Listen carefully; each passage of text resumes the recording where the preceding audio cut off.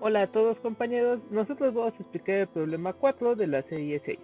El problema nos dice, obtenga la respuesta completa del voltaje del capacitor en función del tiempo del circuito RC mostrado en la figura 4, la que aparece en pantalla.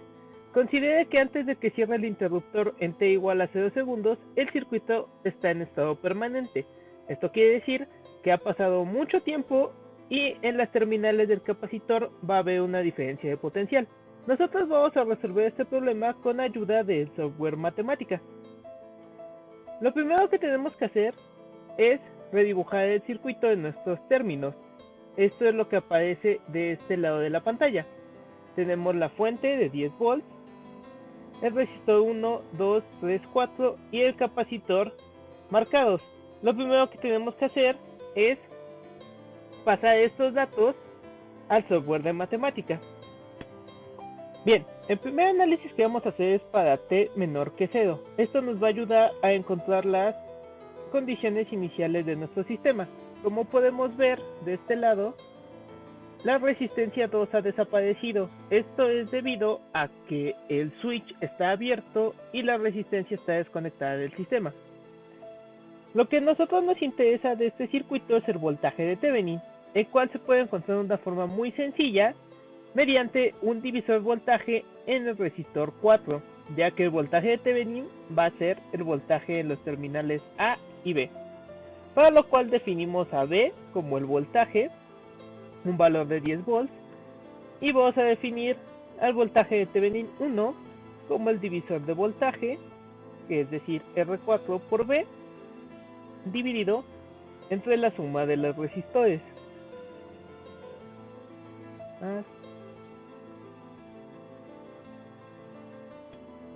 Resolver y nos damos cuenta que el voltaje de Thevenin 1 es igual a 4 volts. El siguiente análisis que vamos a hacer es para t mayor o igual que 0, es decir, cuando el switch esté conectado y por lo tanto esté conectada a la resistencia número 2. El primer análisis que vamos a hacer es el cálculo de la resistencia de Thevenin. Nos vamos a basar en este diagrama de conexiones. Debemos recordar que para hacer el cálculo de la resistencia de Thevenin debemos de pasar un alambre por todas las fuentes de voltaje independientes, en este caso por la única que tenemos. De aquí nos podemos dar cuenta que el resistor 1 y el resistor 2 están conectados en paralelo, por lo cual podemos obtener un equivalente. Después de obtener este equivalente podemos obtener un segundo equivalente entre R1, 1,2 y R3. Este nuevo equivalente va a estar en paralelo con la resistencia 4 y al hacer el cálculo de estas dos resistencias equivalentes vamos a obtener la resistencia de Thevenin. Si lo pasamos a matemática, aquí tenemos las expresiones. Tenemos un resistor equivalente 1,2 que sería el resistor de aquí, que es el resultado de hacer la operación del paralelo de estos dos resistores. Luego el resistor 1, 2, 3, que simplemente es hacer el equivalente de estos dos que están en serie.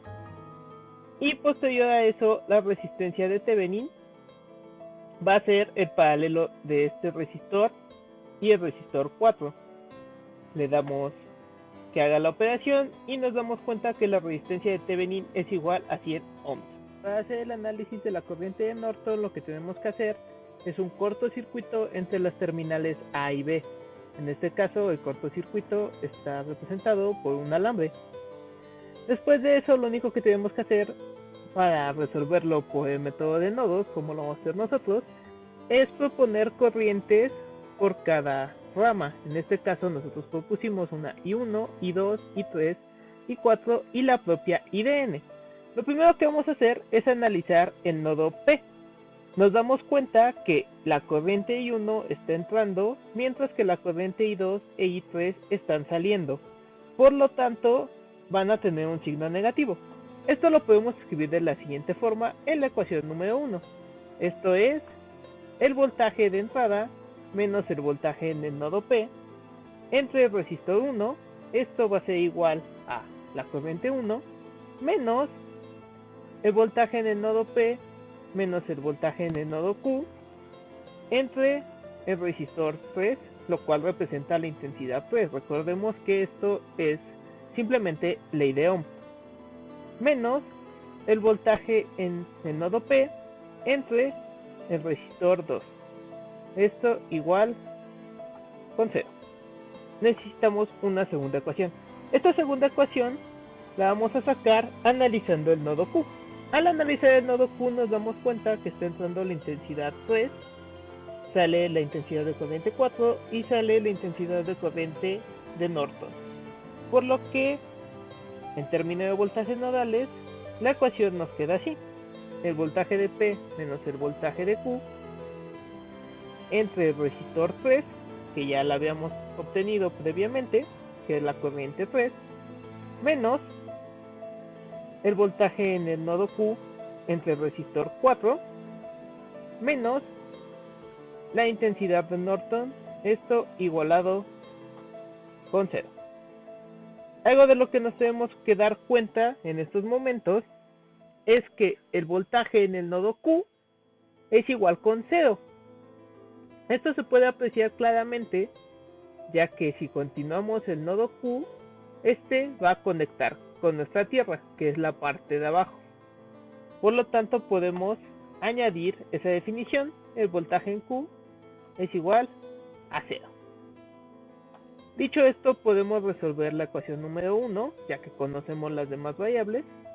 Vamos a poner solución 1 igual a solve, el comando que nos resuelve las ecuaciones, que nos resuelva la ecuación número 1. Y aquí lo tenemos. Nos dice que el voltaje en P es igual a 5 medios, que es lo mismo que 2.5. Por lo que podemos sustituir este valor desde un inicio. Voltaje en P en el nodo P es igual a 2.5. Con esa información podemos ahora resolver la ecuación número 2. Simplemente damos enter y aquí está. Nos dice que la intensidad de Norton, la corriente de Norton, es de 0.025 amperes. Con esta información podemos calcular el voltaje de Thevenin. El voltaje de Thevenin va a ser igual a la resistencia de Thevenin previamente calculada por la intensidad de corriente de Norton, que en este caso es 0.025 amperes. Y ya está. El voltaje de Thevenin va a ser igual a 2.5 volts. Con eso podemos dibujar nuestro circuito de esta manera. El último paso de nuestro problema es simplemente resolver la ecuación diferencial. Nosotros sabemos que una vez que hemos reducido el circuito al equivalente de Thevenin, la ecuación diferencial que modela el circuito es esta. Tau aquí está definida, tau es igual a R, en este caso la resistencia de Thevenin, por la capacitancia, y sabemos que tenemos que resolver esta ecuación. Esta ecuación diferencial va a tener una parte homogénea y una parte particular, una solución homogénea y una particular. Sabemos que la ecuación particular va a adoptar la forma de la entrada de nuestro circuito. En este caso tenemos una función constante, por lo tanto la solución particular va a ser una función constante de igual manera, en este caso la misma, el voltaje de Thevenin. La función homogénea asociada sabemos que va a ser una constante multiplicada por e elevado a la menos t entre tau. Si nosotros sustituimos las condiciones iniciales que obtuvimos al hacer nuestro primer análisis, sabemos que en el tiempo 0 el voltaje es igual a 4. Esto quiere decir que, sustituyendo valores, tenemos que 2.5 más k, porque e a la 0 es 1, es igual a 4. Esto solamente es verdadero si k es igual a 1.5. Por lo tanto, nuestra solución que estamos buscando es esta ecuación, que esta ecuación es igual al voltaje del capacitor. El voltaje del capacitor va a ser igual a 2.5 más 1.5 e elevado a la menos t entre tau volts. Simplemente vamos a hacer la gráfica de esta función ed en función del tiempo de 0 a 4 tau. Recordemos que 4 tau es un factor que nos dice cuándo el capacitor se termina de cargar o de descargar. En este caso vamos a ver los resultados y aquí podemos observar la gráfica. Podemos ver que el capacitor está en un proceso de descarga y efectivamente pasado 4 veces el parámetro tau, el capacitor está completamente descargado. Para la simulación vamos a usar el software de Proteus Isis. El primer paso que debemos hacer es elegir los componentes de nuestro circuito. En este caso vamos a usar un capacitor, CAP, resistores o res, un switch cuya clave es SWSPST y una fuente de voltaje. Vamos a proceder al alambrado del circuito.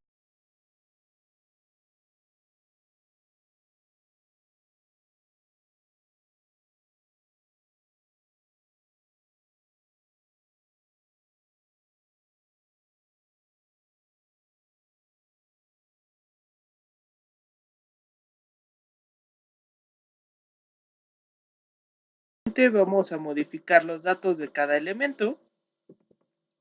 Hay que destacar que aunque el diagrama de conexiones original nos refería a resistencias de 200 ohms, estas no se encuentran comercialmente. Es por eso que usamos resistencias de 100 ohms en serie para crear una resistencia total de 200 ohms en las ramas en las que sea necesario.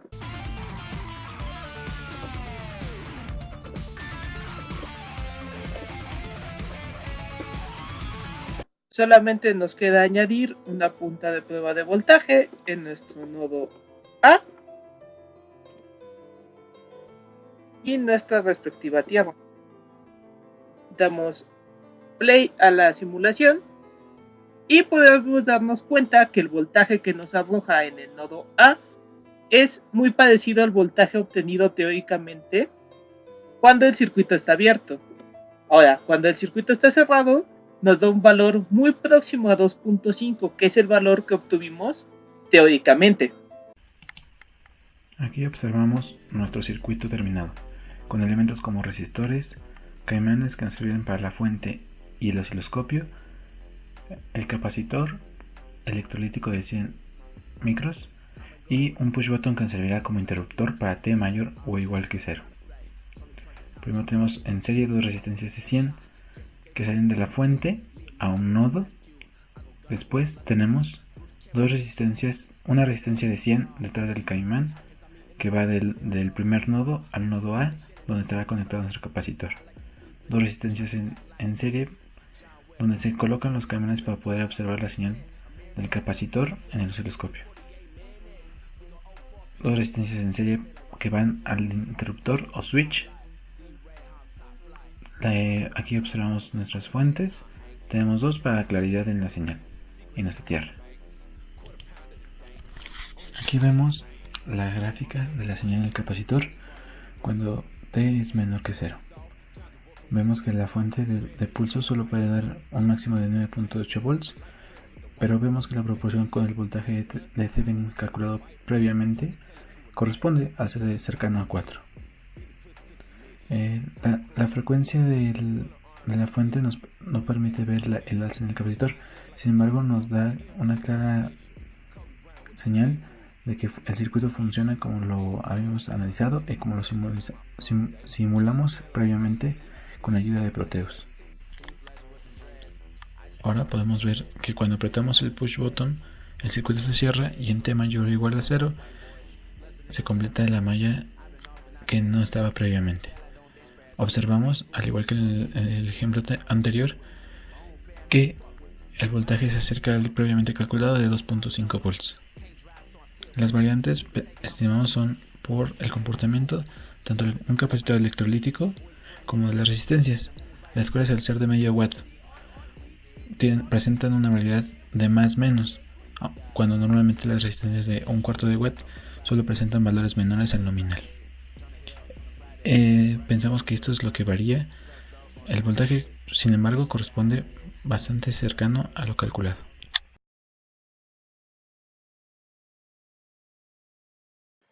Desde un inicio, pudimos prever que una resistencia de 100 ohms de cuarto de watt no podría soportar la magnitud de corriente y voltaje del problema, lo que nos llevó a tomar la decisión de utilizar la media watt.